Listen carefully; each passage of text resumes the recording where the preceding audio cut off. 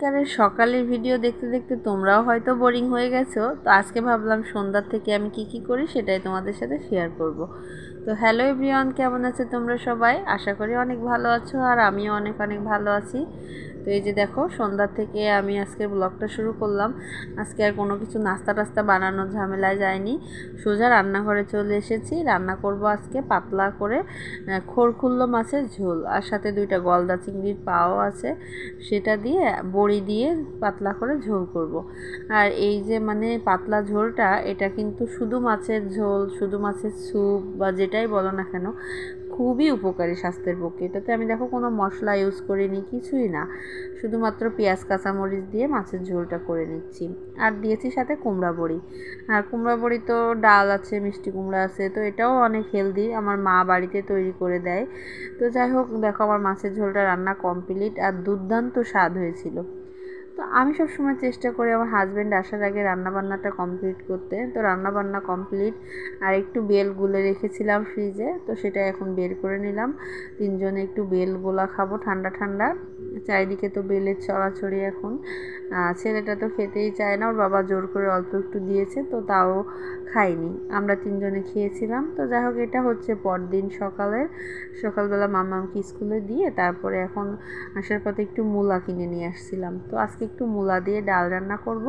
তো ওদিকে মূলা দিয়ে ডাল সিদ্ধটা বসিয়ে দিয়েছি প্রেশার কুকারে, 2টা সিটি দিলেই আমার ডালটা সিদ্ধ হয়ে গেছে। এখন ডালটা বাগার দিয়ে নিচ্ছি।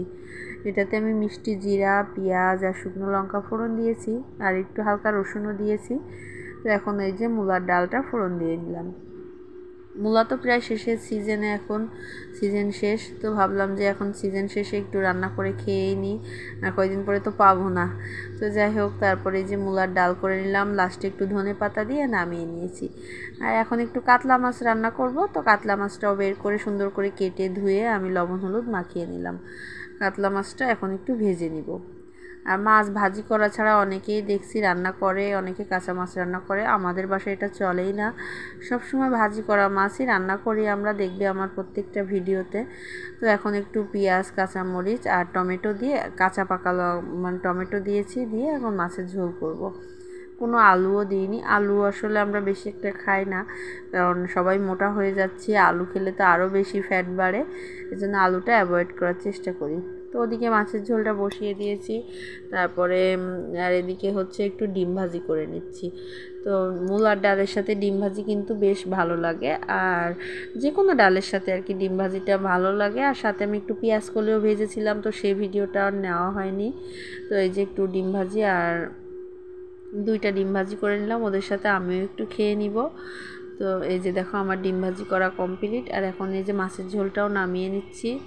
একদম পাতলা করে মাছের ঝোল করেছি, কিন্তু খেতে দুর্দান্ত টেস্টি হয়েছিল। তো এই যে এখন আমি দুপুরের খাবারের একটা শর্ট বানিয়েছিলাম। তো আগের দিনের একটু পা মাথা এইসব দিয়ে একটা লটপটি করেছিলাম, সেটাও ছিল। আর এই যে মাছের ঝোলটা আর পেঁয়াজ কলি ভাজি, তো নিয়ে আমার থালাটা গুছিয়ে নিলাম দেখো। আর অনেক বেশি তৃপ্তি করে দুপুরের খাবারটা খেলাম।